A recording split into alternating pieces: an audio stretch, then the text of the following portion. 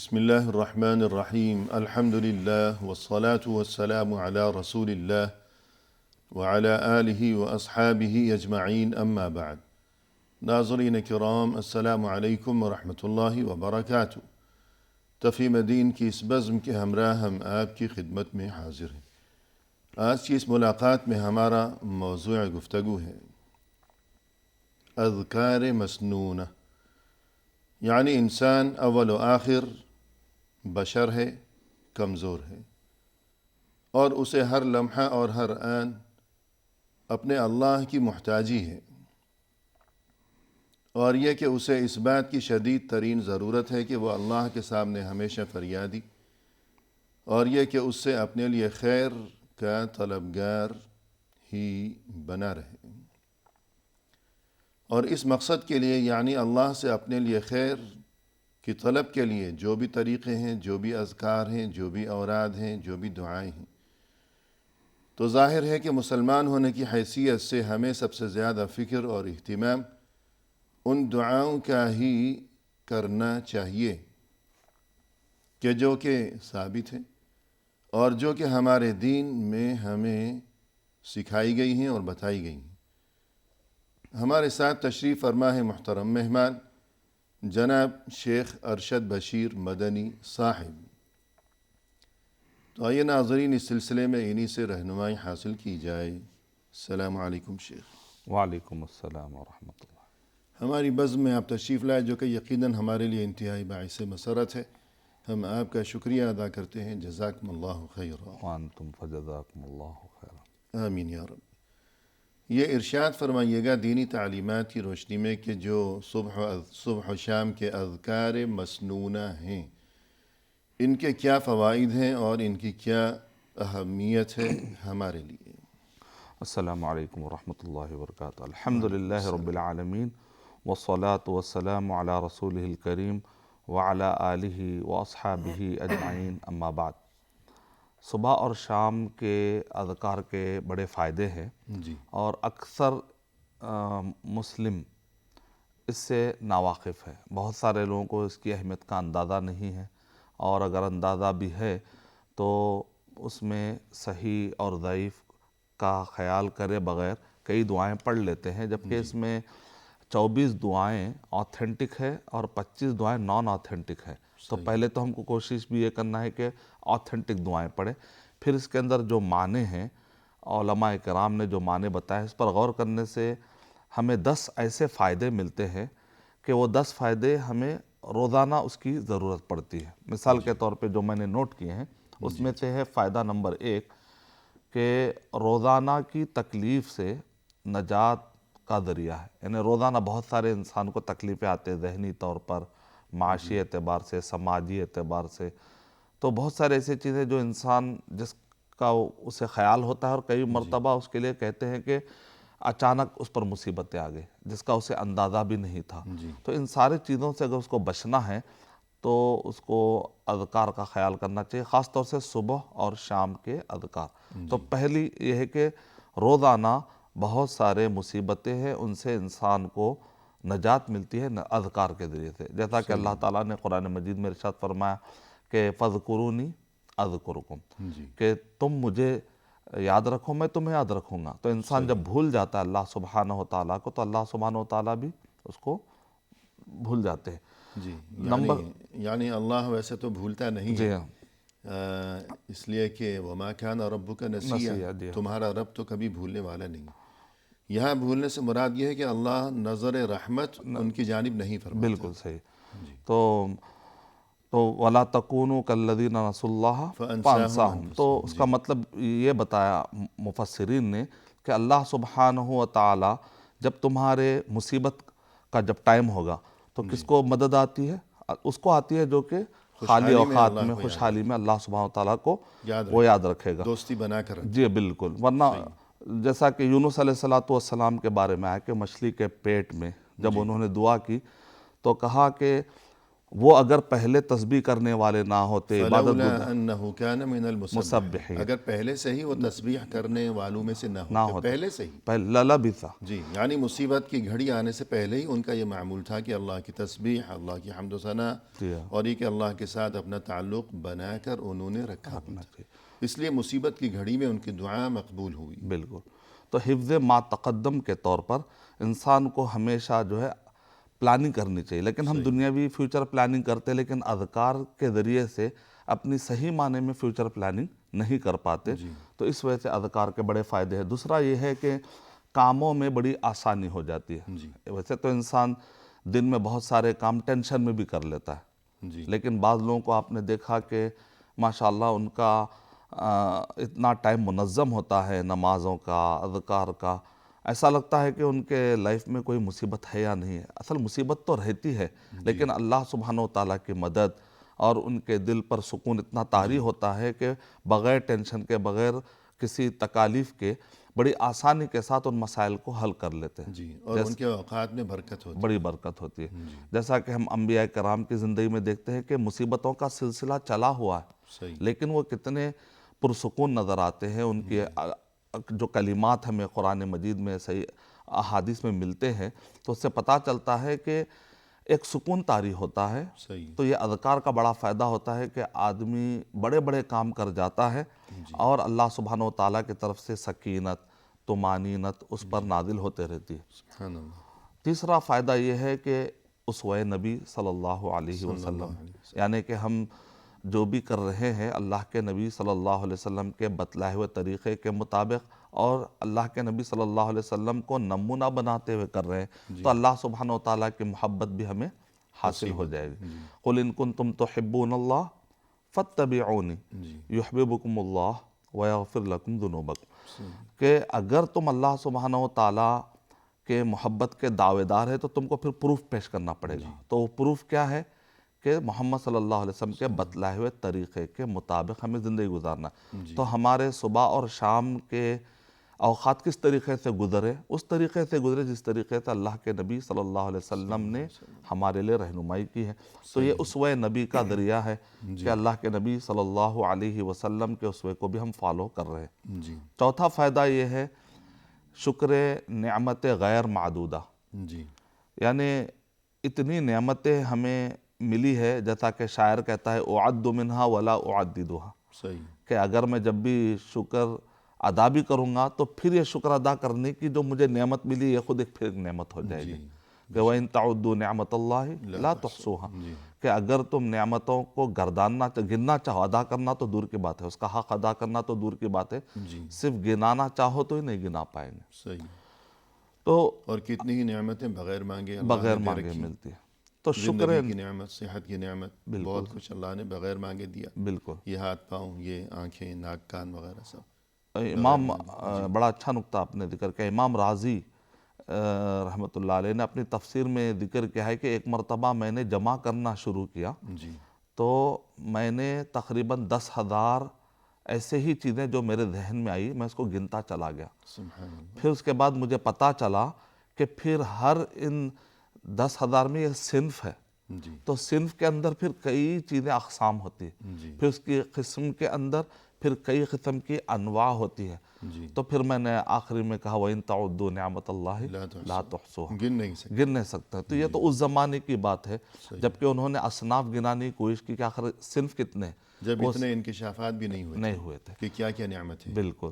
تو ہمیشہ سے آخری میں انہوں نے کہا کہ میں نے جو گنایا ہے روزانہ انسان جب صبح اٹھتا ہے اور سونے تک کتنی نعمتیں وہ یوز کرتا ہے، صرف میں نے اس کا ذکر کیا ہے۔ ابھی کائنات میں اتنے اجرام سماویہ اور فلکیہ ہے جس کا میں شمار نہیں کر سکتا ہوں، جس کا مجھے علم بھی نہیں ہے، آخری میں انہوں نے کہا۔ جبکہ لوگ کہتے ہیں کہ وہ سب سے وسیع طریقے سے انہوں نے تفسیر کا اور عالم فلکیات کا انہوں نے علم جمع کیا تھا، تو آخری میں وہ ڈھیر ہو گئے تھے۔ کئی لوگ ہیں جو ہمیشہ سے ڈھیر ہوتے رہتے، لیکن سوال یہ اٹھتا ہے کہ بندہ ان سب چیزوں کا شکر کیسے ادا کرے؟ الحمدللہ۔ اور اسی طرح صبح اور شام کے اذکار میں تسبیحات اور حمد کے بہت سارے ایسے صیغے ہیں جس کے ذریعے سے بندہ شکر ادا کرنے کے قابل ہو جاتا ہے. جی بے شک. نمبر 5 تجدید وعدہ و عہد، جی کہ قرآن مجید میں اللہ سبحانہ و تعالیٰ نے جگہ جگہ پر جھنجھوڑا ہے انسانوں کو کہ کیا تم نے یہ تھا وعدہ کیا ہے، تم میرا وعدہ پورا کرو، میں تمہارا عہد پورا کروں گا. تو یہ عہد کیا ہے؟ تو جب صبح اور شام کے اذکار میں دیکھتے ہیں تو وہاں پر تجدید عہد اور وعدہ کے بندہ جو اللہ تعالیٰ سے تجدید کرتا ہے اور کہتا ہے کہ اللہ میں اب اچھا ہو جاؤں گا، اے اللہ مجھے معاف کر دیجئے. وَأَنَا عَلَىٰ عَهْدِكَ وَأَنَا عَلَىٰ وَوَعْدِكَ مَا عَهْدِكَ اسْتَطَعْتُ. وَوَعْدِكَ مَا اسْتَطَعْتُ. جی تو سید الاستغفار کے تشریح میں انشاءاللہ تفصیلی طور پہ بتاؤں گا. تو بندہ جب اعتراف کرتا ہے تو اہل علم کہتے ہیں اللہ سبحانہ و تعالیٰ کی طرف تیزی سے دعا اس کی پہنچتی ہے جو تضرع کی کیفیت میں گر گڑا کر اور اپنے آپ کو وہ گراتا ہے اور اللہ سبحانہ و تعالیٰ کی شان بلند کرتا ہے دعاؤں میں. تو ایسے بندے کی دعا جلدی کھٹکھٹاتی ہے اور تیزی کے ساتھ اسباب استجابہ دعا قبول ہونے کے جو اسباب بتائے گئے اس میں سے ایک طریقہ ہے تضرع. تو تضرع کی کیفیت پیدا ہوتی ہے جب بندہ تجدید اقرار کرتا ہے، اعتراف کرتا ہے اور اپنے قسم پرسی کا اور اپنے کمزوری کا اعتراف کرتا ہے. جی 6واں فائدہ ہے روحانی غذا. صحیح. ہم روزانہ اٹھتے ہیں تو دیکھتے ہیں کہ بھائی آج ناشتے میں کیا بنا، ہمارے لیے لنچ میں کیا ہے، ڈنر میں کیا ہے. تو جسم کی غذا کا تو انسان بے صبری سے انتظام بھی کر لیتا ہے، بلکہ 3 مہینے کا انتظام کر لیتا ہے. لیکن اپنی روح کو اسی طریقے سے یبوست میں چھوڑ دیتا ہے، اس کو جو ہے اسی طریقے سے کمزور حالت میں چھوڑ دیتا ہے. تو یہ جو ارکان اسلام ہے، ارکان ایمان ہے، اس کا اہتمام سے یہ روح کو غذا ملتی ہے. اور خاص طور سے اذکار، جتنا آدمی اذکار کی پابندی کرے گا تو اس کی روح کو بالیدگی نصیب ہوگی اور اس کی روح میں تر و تازگی. جیسا کہ آپ دیکھتے ہیں ترکاری پہ تھوڑے سے پانی کے قطرے چھڑکنے سے کتنا چھینٹے مارنے سے کتنا وہ تازہ نظر آتی ہے. تو انسان اپنی روح کو تازہ رکھے تو اس کا فائدہ کیا تھا؟ اہل علم نے جو طبیب القلوب کے نام سے بڑے بڑے علماء، اطباء القلوب کے نام سے علماء کرام تاریخ میں پائے جاتے ہیں، انہوں نے اپنی کتابوں میں ذکر کیا ہے کہ بزدلی کا تعلق روح سے ہے اور اسی طرح تکان کا تعلق بھی روح سے ہے. ہمت اور انسان یہاں تک کہ سکون کا تعلق. اور انسان اگر اس کی روح کمزور ہو جاتی ہے تو وہ قلق میں، بے چینی میں اور اسی طریقے سے ذہنی طور پر وہ وسوسے میں اور نزغات میں اور شیطان کے حملے کے لیے گویا کہ دروازہ اوپن ہو جاتا ہے. تو الذی یوسوس فی صدور الناس، تو انسان کے دلوں میں یہ وسوسہ شیطان کب ڈالتے؟ جبکہ انسان اس کو موقع دیتا. موقع کب ملتا ہے؟ جب وہ اذکار کی پابندی نہیں کرتا. تو یہ اذکار نہ صرف یہ ہماری ذمہ داری بلکہ ہماری ضرورت ہے. جیسے انسان ذمہ داری سمجھ کے کھانا نہیں کھاتا بلکہ ضرورت سمجھ کر کھانا کھاتا. تو بالکل اسی طریقے سے جب آدمی طہارت کے لیے جاتا ہے تو اس کو دعا سکھائی گئی، ٹوائلٹ میں جانے سے پہلے کی دعا، کیونکہ یہ اس کی ضرورت ہے کہ اس کو خبیث سے نجات پانا ہے، خبائث سے اگر اس کو نجات پانا ہے. اسی طریقے سے اعوذ باللہ من الشیطان الرجیم، جب انسان پروٹیکشن لیتا ہے شیطان کے حملوں سے تو تب اس کی روح محفوظ ہوتی ہے اور تب جا کے اس کی روح کو قوی ہونے کا موقع ملتا ہے. تو روحانی غذا یہ بہت ضروری ہے، کیونکہ ہم جو بھی کھا رہے ہیں، پی رہے ہیں، تو یہ جسمانی اور مادہ، کیونکہ انسان کا جو جسم ہے اس کا تعلق یہ دنیاوی، آدم علیہ السلام کو جب مٹی سے پیدا کیا اس کا تعلق تو یہ دنیاوی مادے سے. تو غذا تو مل گئی لیکن روح کی غذا کا انتظام اوپر سے ہی ہوگا، وہ ہے دعاؤں میں اذکار. ناظرین فی الحال لیتے ہیں مختصر سا وقفہ، ہمارے ساتھ ہی رہیے گا.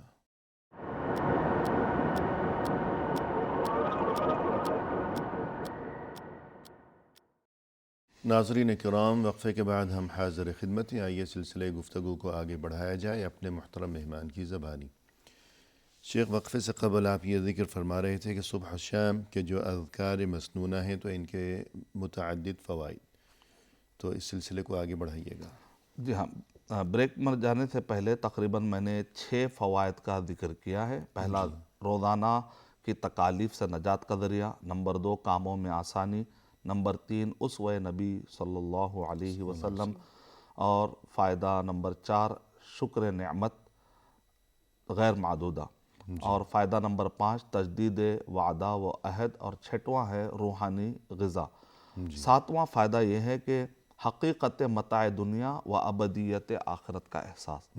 جس کی صبح آخرت کے احساس سے شروع ہو تو دن بھر وہ کئی گناہوں سے بچ جائے گا۔ لیکن اکثر ہم دعائیں پڑھتے اس کا معنی معلوم نہیں ہوتا۔ اتنی دعاؤں میں اتنے اچھے معنی پائے جاتے ہیں کہ انسان کو توکل نصیب ہوتا ہے، انسان کو تقدیر پر رضامند رہنے کی ٹریننگ ملتی ہے اس کو۔ اور ظاہر ہے کہ جب اسے معنی ہی سمجھ میں نہیں آئیں گے تو تاثیر کیسے ہوگی؟ نہیں ہوگی۔ تو یہی وجہ ہے کہ ہم دیکھتے ہیں کہ جو علماء کرام ہیں، اہل علم ہیں، جن کو عربی آتا ہے، ان کے پڑھنے کا انداز الگ ہوتا ہے، اور عوام جب اس کو پڑھتے ہیں تو بغیر معنی کے پڑھتے کہتے ہیں کہ ہم کو فائدے حاصل نہیں ہو رہے جو آپ نے بتایا۔ جب ان سے پوچھتے ہیں کہ آپ نے اس کے معنی پر غور کیا تو کہتے ہیں کہ معنی پر غور نہیں کیا، تو پھر اہل علم کہتے ہیں تب تو تمہارے لیے جہنم کی آیتیں جنت کی آیتیں بھی سب برابر ہو، تم نے فرق ہی نہیں لیا۔ تو آپ جب 30-40 سال گزارتے ہیں تو انگلش نہیں جاننے والا جاننے لگتا ہے، فرینچ نہیں جاننے والا جاننے لگتا ہے، کمپیوٹرز کی کئی لینگویجز ہے اس کو نہیں جاننے والا جاننے لگتا ہے۔ جب تم نے 20 سال میں اتنی تبدیلی لائی تو آخرت کی تیاری کے لیے 40 سال 50 سال میں بھی معنی پر غور کرنے کا آپ کو ٹائم نہیں ملتا۔ تو اس میں نقصان کس کا ہوگا؟ آپ ہی کا ہوگا، کسی اور کا تو نقصان نہیں ہوگا۔ جو آدمی پڑھ رہا ہے کم سے کم وہ سورہ جو آپ رات دن پڑھ رہے ہیں اس کا ترجمہ پڑھ لے، اور وہ اذکار جو رات دن پڑھ رہے ہیں تو یقیناً پھر مزید یہ کہ اذکار کی شکل میں جو انسان کو نعمت نصیب ہے، مسلمان کو، تو نعمت نصیب ہونے کے باوجود گویا کہ وہ معنی سے ناواقفیت کی وجہ سے وہ اس نعمت سے محروم ہے۔ بالکل۔ فرض کیجئے کہ انسان بیمار ہے، اس کے گھر میں دوا موجود ہے، علاج موجود ہے، لیکن اسے نہیں معلوم کہ اس کا استعمال کیسے ہوگا، کب کھانی ہے، کتنی کھانی ہے، تو وہ دوا کی موجودگی کے باوجود وہ محروم ہے۔ بالکل۔ تو اسی طرح انسان اگر دعائیں پڑھ رہا ہے لیکن اسے اس کا معنی ہی معلوم نہیں ہے، قرآن پڑھ رہا ہے اسے معنی ہی معلوم نہیں ہے، تو گویا کہ نعمت کی فراوانی اور موجودگی کے باوجود وہ اس سے محروم ہے۔ بہت اچھی آپ نے مثال دی کہ دوائی گھر میں موجود ہے، وہ صرف معلوم نہیں ہونے کی وجہ سے جی ہاں، وہ گویا کہ اس سے استفادہ نہیں کر محروم کر رہا ہے۔ تو بالکل اذکار اللہ کے نبی صلی اللہ علیہ وسلم نے ہم کو جو سکھایا اس میں خیر ہی خیر ہے، اور شر سے نجات ہے، نقصان سے نجات ہے۔ بہت سارے لوگ کہتے ہیں ہمیں نظر بد لگ گئی، بچی کی شادی نہیں ہو رہی ہے، بچے کو جاب نہیں مل رہا ہے، بچہ جب جاتا ہے تو سست ہو جاتا ہے اور گھر میں جو ہے سویا رہتا ہے، اور اسی طریقے سے ایسا لگتا ہے کہ بچے کا دل نہیں لگ رہا ہے، بچہ جو ہے غم میں رہتا ہے۔ ہمیشہ جو غم میں رہنے سے بھی انسان جو جلدی بوڑھا ہو جاتا ہے ٹائم سے پہلے، ہمیں اس کا برین ورک کرنا نہیں، اس کا برین صحیح طور پہ کام نہیں کر پاتا۔ اور مزید یہ کہ جو ہمیشہ غمگین رہتا ہے، اداس رہتا ہے، تو یہ بھی ایک شیطانی اثر ہے، شیطانی اثر کہ شیطان چاہتا ہے کہ یہ ایسا ہی رہے، بس مرجھایا ہوا۔ بالکل۔ انما النجوى من الشیطان لیحزن الذین آمنوا ولیس بضارهم شیئا الا باذن اللہ۔ تو شیطان کے اندر طاقت ہے نجوہ۔ تو یہ خاص طور سے علماء کرام کہتے ہیں کہ رات کے ٹائم پر جو وسوسے نیند کے وقت پر آتے ہیں تو نجوہ، اور دن میں کبھی بھی آتے ہیں، رات میں کبھی آتے ہیں، اس کو وسوسہ کہتے ہیں، اور اس کا ہائی لیول ہوتا ہے نزغات۔ ان سب چیزوں کو قرآن مجید میں بتا دیا گیا، اور شیطان کھلا دشمن ہے بھی بتا دیا گیا، اور اس سے کیسے بچنا ہے وہ بھی بتا دیا گیا۔ لیکن اگر یہ پورے پروسیس سے واقف نہ ہو تو گویا انسان جو ہے جانتے محروم ہو رہا ہے، جیسا کہ آپ نے مثال میں کہا۔ اسی لیے قرآن مجید میں جیسے نماز پڑھنے کے لیے حکم دیا گیا، ویسے اذکار کے لیے بھی حکم دیا گیا ہے۔ سورہ غافر کی آیت نمبر 55 میں وَسَبِّحْ بِحَمْدِ رَبِّكَ بِالْعَشِيِّ وَالْإِبْكَارِ۔ تو صبح اور شام کے اذکار کا ذکر صرف احادیث میں نہیں ملتا بلکہ ہم کو قرآن مجید سے بھی ملتا ہے۔ تو حقیقت متاع دنیا، اس کا جاننے کا فائدہ کیا ہوتا ہے؟ جب انسان کو پتہ چل جائے گا کہ یہ دنیا ہیچ ہے، ختم ہونے والی ہے، اور دنیا جو ہے ذل زائل ہے، سایہ ہے، فانی ہونے، تو اس کو کوئی بھی نقصان ایسا نہیں لگے گا کہ اب وہ کہے کہ میری لائف اب ختم ہو گئی، میرا فیوچر ڈارک ہو گیا۔ یہ جو بڑے بڑے الفاظ ہیں نا، وہ آدمی ادا نہیں کرے گا جب اس کو پتہ چلے گا کہ چاہے تم راحت میں رہو، چاہے تم تکلیف میں رہو، یہ دنیا ختم ہونے والی ہے۔ اور اصل میں راحت جو انسان کو ملنے والی ہے وَلَكُمْ فِيهَا مَا تَشْتَهِي أَنفُسُكُمْ، تو یہ آخرت میں ملنے والی۔ لیکن ایک آدمی جو دنیا میں کہتا ہے کہ میں سب سے زیادہ راحت والا انسان بننا چاہتا ہوں، تو یہی سب سے بڑی اس کی بھول ہے کہ دنیا میں یہ سب چیزیں ملنے والی نہیں ہیں، اگر مل بھی گئیں تو عارضی ہیں۔ عارضی۔ تو ہر مال کے بعد اس کے فتنے بھی الگ ہیں۔ جی کوئی بھی چیز اگر آپ کو ملتی ہے تو اس کے اپنے چیلنجز ہوتے ہیں، صحیح تو آپ یہ نہیں سمجھ سکتے کہ میں فلاں کام کرنے کے بعد میری لائف سکون میں رہے گی۔ سکون کی تلاش میں رہنے والے دنیا میں سب سے زیادہ مایوسی کا شکار ہو جاتے ہیں۔ لیکن جو یہ حقیقت جان لیتے ہیں کہ وَلَنَبْلُوَنَّكُمْ بِشَيْءٍ مِّنَ الْخَوْفِ وَالْجُوعِ وَنَقْصٍ مِّنَ الْأَمْوَالِ وَالْأَنفُسِ وَالثَّمَرَاتِ تو وَبَشِّرِ الصَّابِرِينَ، تو دنیا کی حقیقت سمجھ لینا ہے کہ یہ ابتلا اور آزمائش کی جگہ ہے، یا آسائش کی جگہ نہیں ہے۔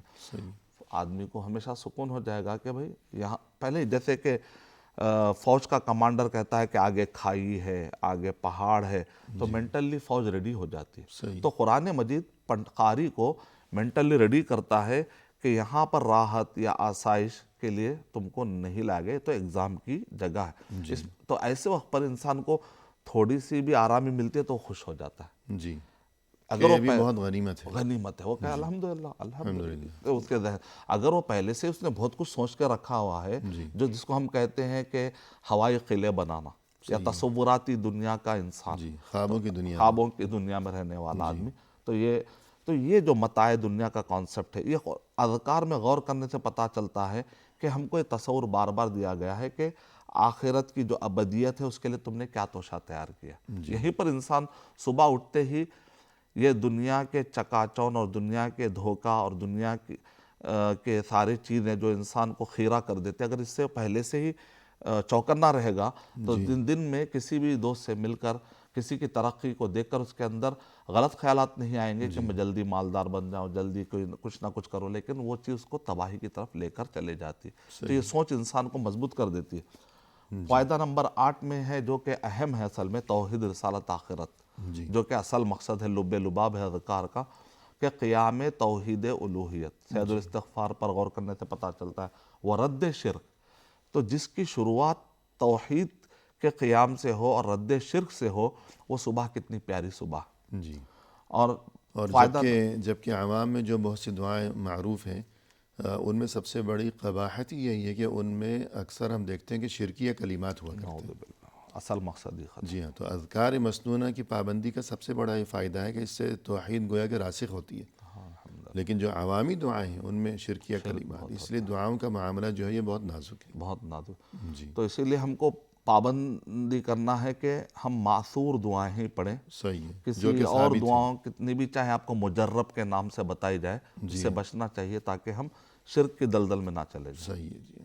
9واں فائدہ یہ ہے کہ توکل اور رد معبودان باطلہ۔ انسان بہت سارے چیزوں پر بھروسہ کر لیتا ہے کہ مجھے فلاں بھائی مدد کرے گا، فلاں دوست مدد کرے گا، یا فلاں کاروبار یا فلاں ڈیل، آخری میں جب پورا نہیں ہوتا ہے تو مایوس ہو جاتا ہے، بعض لوگ خودکشی کر لیتے۔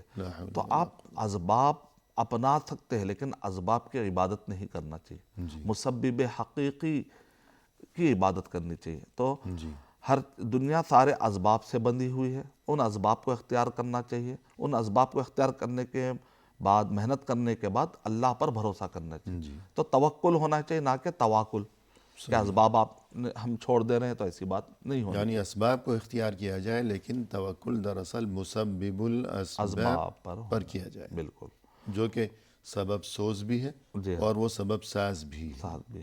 وہ پہاڑوں میں پھنس جانے والے انسانوں کو بھی نکال سکتا ہے، سمندروں میں پھنسنے والے بہت سارے واقعات ہیں۔ یونس علیہ السلام مچھلی کے پیٹ سے باہر نکل گئے، اور 3 غار والوں کا جو مشہور قصہ ہے۔ تو کس طریقے سے جب اللہ سبحانہ وتعالیٰ کے اذکار اور دعاؤں کو بندہ پکڑ لیتا ہے، انبیاء کرام دیکھیں، نوح علیہ السلام طوفان سے بچ کے نکلتے ہیں، موسیٰ علیہ السلام فرعون کے چنگل سے بچ کے نکل جاتے ہیں، سمندر میں راستے بن جاتے ہیں۔ تو اذکار دعاؤں سے وہ، جیسے علماء کرام کہتے ہیں کہ انسان کا جو آخری ہتھیار ہے، کہتے ہیں ڈال دو وہ بھی ہتھیار، آج ڈال دو وہ بھی ہتھیار، جیسے کہتے ہیں ایک ترکش میں ایک آخری تیر ہوتا ہے جو کہ سنبھال کر رکھتا ہے ایک آدمی، تو وہ انسان کے لیے اول بھی تیر وہی ہے، درمیانی بھی تیر وہی ہے، اور آخری تیر بھی دعائیں ہیں۔ جیسے بعض اوقات کوئی سیریس قسم کا مریض ہاسپٹل میں ہوتا ہے جی تو ڈاکٹر اسے تسلی دیتے رہتے ہیں اس کے لواحقین کو، کبھی صبر کیجئے اچھا ہو جائے گا، امید ہے امید ہے. لیکن کبھی ایسا وقت بھی آتا ہے کہ وہ کہتے ہیں کہ بس اب تو آپ دعا کیجئے. دعا کیجیے. تو آخری علاج، آخری جو تیر ہے وہ دعا ہے. سبحان اللہ. بہت. اور اس وقت پہ اچانک بندے کو جب دعا سے فائدہ ہو جاتا ہے اور ڈاکٹر بھی حیرت میں ہو جاتے ہیں، صحیح ہے. تو ایسے واقعات انگنت ہوتے رہتے ہیں، تو تب انسان کو پتہ چلتا ہے کہ میں کتنی اہم شے کو معمولی سمجھ رہا تھا دعا کو.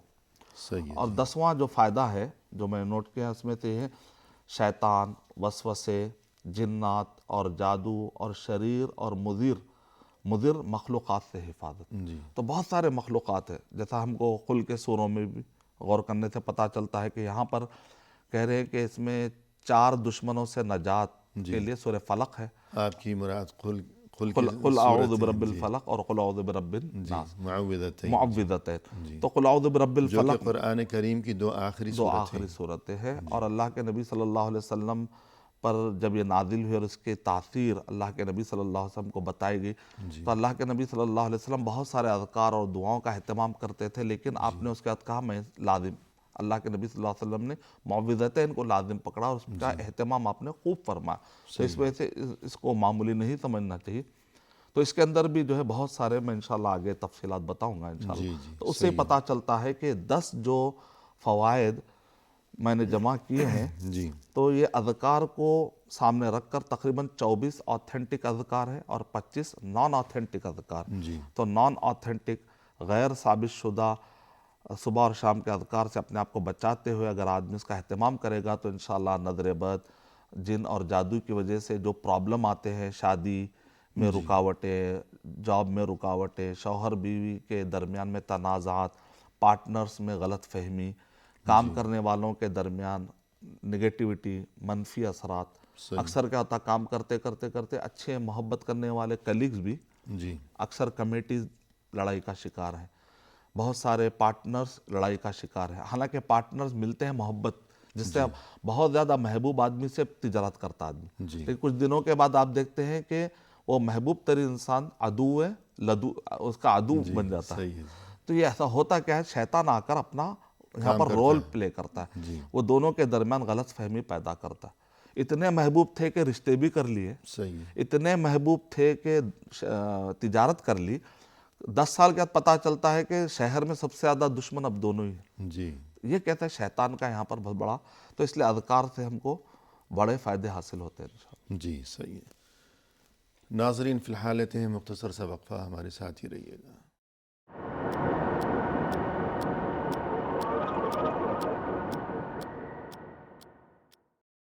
ناظرین کرام، آئیے سلسلہ گفتگو کو اب پائے تکمیل تک پہنچایا جائے اپنے محترم مہمان کی زبانی. شیخ، جیسا کہ آج کی اس ملاقات میں ہمارا موضوع گفتگو ہے اذکار مسنونہ، صبح و شام کے اذکار اور ان کی اہمیت، ان کی ضرورت اور ان کے فوائد. اس سلسلے میں اب ہم آپ سے یہ گزارش کریں گے کہ قرآن و حدیث اور مزید یہ کہ صحابہ کرام کی زندگی کا اگر مطالعہ کیا جائے تو ہمیں ان کے طرز عمل سے اذکار کی بڑی اہمیت نظر آتی ہے. جی تو اس سلسلے میں ارشاد فرمائیے گا. جی ہاں، قرآن اور صحیح احادیث اور صحابہ کرام کی زندگی کا جب ہم مطالعہ کرتے ہیں تو ہمیں صبح اور شام کے اذکار کی اہمیت کا اندازہ ہو جاتا ہے. جیسا کہ میں نے جو آیت پڑھی تھی جی تو سورہ مومن سورہ غافر کے آیت نمبر 55 میں کہ وَسَبِّحْ بِحَمْدِ رَبِّكَ بِالْعَشِيِّ وَالْإِبْكَارِ. تو اس کے اندر جیسے ہم کو حکم ملتا ہے نماز اور بھی بعض ایسی آیات ہیں کہ بکرۃ و اصیلہ، واصلہ، اس قسم کے الفاظ بھی ہیں، یعنی متعدد آیات ہیں. بالکل. جیسے وَأَقِیمُوا الصَّلَاةَ، نماز قائم کرو، تو ہم نے نماز قائم کرنے کا حکم تو سمجھ لیا. صحیح ہے. وَآتُوا الزَّکَاۃَ، زکوٰۃ دینے کا حکم تو ہم نے سمجھ لیا. جی لیکن سوال یہ ہے کہ مسلمانوں میں سے کتنی تعداد ہے جو صبح اور شام کے اذکار کے پابندی کے اس حکم کو، یہ حکم چاہے واجب ہو چاہے مستحب ہو، جو بھی علماء اکرام نے بتایا، لیکن حکم تو ہے جی کہ بندہ چاہے اس کو ابھارنے کے معنی میں لیں آپ، چاہے واجب کے معنی میں لیں، جو بھی معنی میں، لیکن اس کی اہمیت کا اندازہ تو واضح ہو جاتا ہے اس سے صحیح ہے. کہ وَسَبِّحْ بِحَمْدِ رَبِّكَ بِالْعَشِيِّ والابکار. وَالْإِبْكَارِ. جی تو ایک تو آیت ہے. دوسری حدیث کہ اللہ کے نبی صلی اللہ علیہ وسلم کے بارے میں حضرت عائشہ رضی اللہ تعالی عنہ ارشاد فرما رہی ہیں کہ کان النبی صلی اللہ علیہ وسلم یذکر اللہ علی کل احیان، صحیح مسلم کے جو الفاظ ہے کہ آپ ہر ٹائم پر اللہ سبحانہ و تعالیٰ کے ذکر میں اللہ کے نبی صلی اللہ علیہ وسلم مشغول رہا کرتے تھے، مشغول کیا کرتے تھے اپنے آپ کو۔ یعنی اس کے معنی بہت ہی تفصیل سے علماء کرام نے اس دیکھنے میں تو یہ ایک کلمہ لیکن اس کے الفاظ، اس کے باریک معنی بہت بتائے کہ ہر وقت پر اذکار میں اپنے آپ کو مصروف رہنے کا مطلب یہ ہے کہ آدمی جو ہے، مثال کے طور پہ ایک چھوٹی مثال علماء کرام دیتے، آپ ٹوائلٹ کو جا رہے ہیں، یہاں پر آپ کو اندازہ نہیں ہے کہ کتنی بڑی ضرورت کی ایک تکمیل آپ کی ہو رہی ہے، کیوں شکر ادا نہیں کرتے اس ذات کا جس نے آپ کو اتنے سارے آرگن دیے، اتنے سارے آپ کے جو اعضاء ورک کر رہے ہیں، کام کر رہے ہیں، کہ آدمی کھانے سے لے کر اس کو ہضم کرنے کے دوران خالی دیکھنے میں ایک دو بالش کا فاصلہ ہے کہ آدمی کے منہ سے لے کر جب اس کی قضاء حاجت کے درمیان میں، لیکن اس دوران کتنے چیزیں انوالو ہو رہی ہیں، کتنے چیزیں لگ رہی ہیں اس کی غذا کو ہضم کرنے کے لیے۔ گویا کہ پوری ایک فیکٹری ہے، پوری فیکٹری، اس میں مشینیں ہیں، پرزے ہیں، اور جب انسان کھاتا ہے کچھ دیر کا اس کو پتہ چلتا ہے کہ وہ مشین برابر گلا نہیں رہی ہے تو اس کو پیاس لگتی ہے، پھر پانی پیتا ہے تاکہ گلنے میں ذرا پھر اس کو مدد ملے۔ پھر وہ کون بتا رہا ہے کہ پانی پینا ہے اور اندر ضرورت پڑ رہی ہے کہ یہ سگنل کہاں سے آ رہا ہے، یہ کہاں سے آ رہا ہے، کہ آپ کے ہونٹ کیسے سوکھ رہے ہیں، یہ زبان کیوں سوکھ رہی ہے، یہ کون ہے جو نظام چلا رہا ہے۔ اگر ہم اس چھوٹی کائنات میں، بڑی کائنات تو بہت دور کی بات ہے، اس چھوٹی کائنات پر اگر غور کریں، یعنی انسانی جسم کے انسان کے اندر جسم خود اپنے آپ میں وفی انفسکم افلا تبصرون، ماشاءاللہ، تو اس کو کہتے ہیں مائکرو ورلڈ، میکرو ورلڈ۔ چاہے آپ ٹیلیسکوپ کی بات کریں یا اسی طریقے سے آپ جو ہے دنیا کے مشینوں کے جیسے آپ کائنات کا مطالعہ کرتے چلے جائیں گے تو یہ کائنات کا ایک ایک ذرہ آپ کو یاد دلائے گا کہ تمہیں الحمدللہ کہنا چاہیے۔ تو اللہ کے نبی صلی اللہ علیہ وسلم ہر آن ہر وقت اللہ کے ذکر میں لگے رہتے تھے۔ جو کوئی بھی سبب آئے، کھانے کا موقع آیا تو آپ کو اللہ کا ذکر کرنا ہے، اگر آپ سونے جا رہے ہیں تو آپ کو اللہ سبحانہ تعالیٰ کا ذکر گویا کہ آپ نے اللہ سبحانہ تعالیٰ کی نعمتوں کو استعمال کر رہے ہیں۔ سونا یہ اللہ سبحانہ تعالیٰ کی نعمت ہے، آپ قضاء حاجت کے لیے جا رہے ہیں، یہ ٹوائلٹ میں نے بنا، میں یوز کر رہا ہوں، آدمی اسی میں بیزی ہے، یہ ٹوائلٹ میں نے یوز کیا، فلاں کے ٹوائلٹ سے میرا ٹوائلٹ ابھی اچھا نہیں ہے، مجھے یہ لانا ہے، اسی میں کب تک بیزی رہو گے؟ جو ملا ہے اس پر شکر ادا کب کرو گے؟ تو دعاؤں کا اہتمام کیا ہے؟ دراصل ہر موقع آپ کے لیے ایک ریفرنس ہے جو آپ کو یاد دلا رہا ہے، جب میں بکرا ذبح کر رہا ہوں تو یہ بکرا کسی نے پیدا کیا، آج مجھے اللہ نے طاقت دی ہے کہ میں اس کو ذبح کر کے کھاؤں، تو کیوں نہ میں کہوں بسم اللہ اللہ اکبر۔ تو دراصل یہ سارے ریفرنس پوائنٹ ہے کہ جہاں پر انسان کو وہاں سے تاڑ لینا ہے، اس میں سے نصیحتیں لینا ہے، اس کا خیال کرنا، شکر ادا کرتے ہوئے وہ اذکار کو ادا کرتے چلا جانا۔ دراصل اذکار کیا ہے؟ شکریہ کا ایک طرز ہے جو انسان کو ادا کرنا چاہیے کہ عبادت ہے۔ تو اللہ کے نبی صلی اللہ علیہ وسلم کا یہ وطیرہ تھا، اور اس بارے میں کافی ریسرچ بھی آیا ہے۔ کہتے ہیں کہ یہ جو خون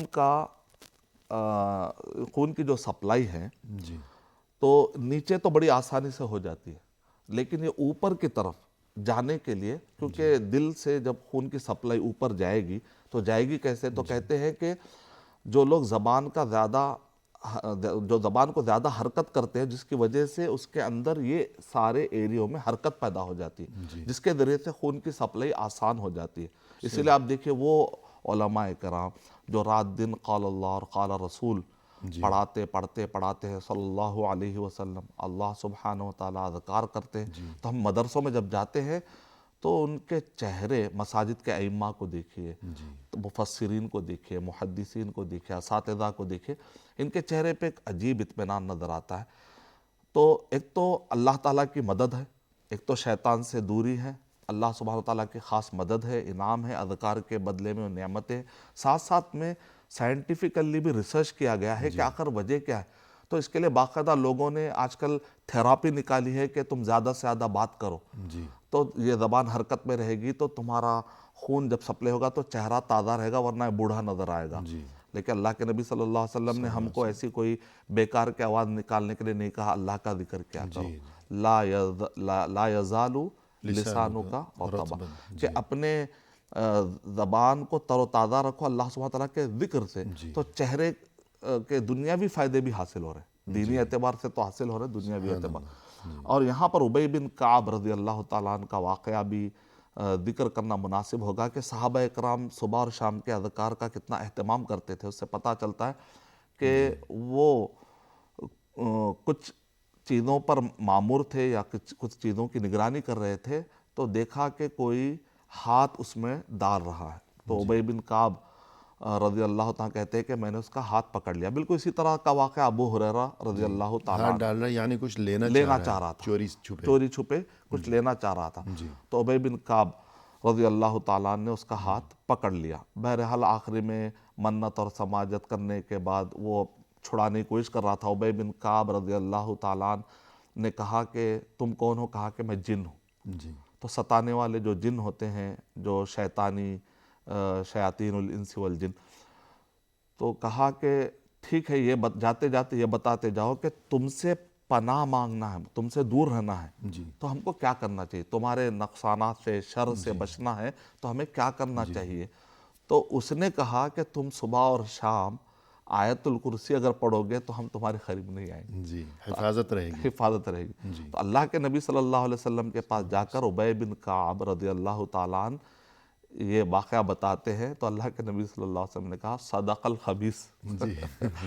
یعنی دوسرے جو ابو رضی اللہ تعالیٰ عنہ کے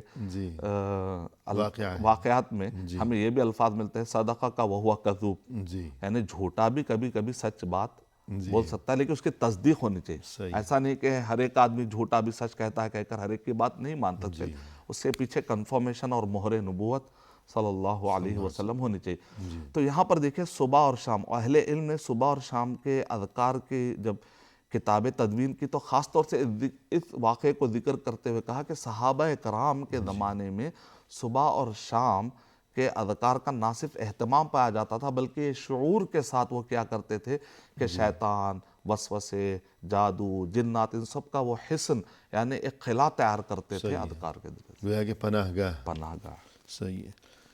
تو جب اس قدر اہمیت ہے صبح و شام کے اذکار کی، تو پھر یہ بات بھی معلوم ہونی چاہیے کہ صبح سے کیا مراد ہے، شام سے کیا مراد ہے، ان اذکار کا وقت کیا ہے، کب سے کب تک ہے. جی، اس بارے میں بھی اہل علم نے بتایا کہ اس کا ٹائم کیا ہے. تو کہا کہ فجر کی نماز کے بعد سے طلوع آفتاب تک، تو یہ اس کا اصل ٹائم ہے، یہ صبح کے اذکار کا وقت ہو گیا. صبح کا. اور شام کے اذکار کے لیے ہے بعد العصر الی غروب الشمس، یعنی عصر کی نماز کے بعد سے سورج غروب ہونے تک. یہ اس کا اصل ٹائم یا مستحب ٹائم ہے. لیکن اگر انسان کبھی بھول جائے یا کوئی عارضہ لاحق ہو جائے تو وہ سورج طلوع ہونے کے بعد بھی اگر پڑھ لے تو اس کو انشاءاللہ یہ دعاؤں کا اثر اور اس کا فائدہ اس کو ملے گا انشاءاللہ. اسی طریقے سے سورج غروب ہونے کے بعد بھی یعنی کہ مغرب کی نماز کے بعد بھی اگر اس کو یاد آ جائے وہ پڑھنا چاہے تو پڑھ سکتا ہے. تو اہل علم نے خاص طور سے اس کو بتایا. ورنہ اصل میں یہ ہے کہ جو صبح کے اذکار یعنی نماز فجر کے بعد اور طلوع آفتاب سے پہلے، بالکل، اور جو شام کے اذکار یعنی نماز عصر کے بعد سے غروب آفتاب سے پہلے. بالکل. لیکن اگر کچھ اونچ نیچ ہو گئی، بھول چک ہو گئی تو کسی وقت بھی یہ اذکار پڑھے جا سکتے ہیں. تو ہمیں اس بارے میں بھی کچھ معلوم ہونا چاہیے کہ یہ جو اذکار ہیں صبح شام کے اذکار اور دعائیں، تو ان کے جو معانی اور مفاہیم ہیں ان میں ہمارے لیے کچھ خاص پیغامات ہیں، کچھ دروس ہیں، کچھ فوائد ہیں. بالکل. تو ان سے واقفیت ہونی چاہیے. اس سے پہلے اور ایک نقطہ بھی میں بتانا چاہوں گا کہ صبح کے ٹائم کی اہمیت کیا ہے. صحیح. آخر یہ ٹائم جو ہے تو اس بارے میں بھی ہمیں معلومات ملتی ہے کہ ابن مسعود رضی اللہ تعالیٰ عنہ کے گھر پر صبح سویرے کچھ مہمان آتے ہیں اور بڑے ہی شرمندگی اور بڑے ہی جھجکتے ہوئے انہوں نے کھٹکھٹایا. صحیح. ابن مسعود رضی اللہ تعالیٰ عنہ جب باہر نکلے تو کہا کہ آپ لوگ کب سے کہا کہ بہت دیر سے ہم انتظار کر رہے تھے لیکن ہم نے تردد میں تھے کہ کہیں ایسا نہ ہو کہ آپ کو تکلیف ہو جائے. تو ابن مسعود رضی اللہ تعالیٰ عنہ نے کہا کہ ابن مسعود اور اہل ابن مسعود اتنے غافل نہیں ہیں کہ صبح کے وقت کی قدر کو نہ جانے اور اس کے اذکار اور اس کے جو فوائد ہیں اور سوتے رہیں.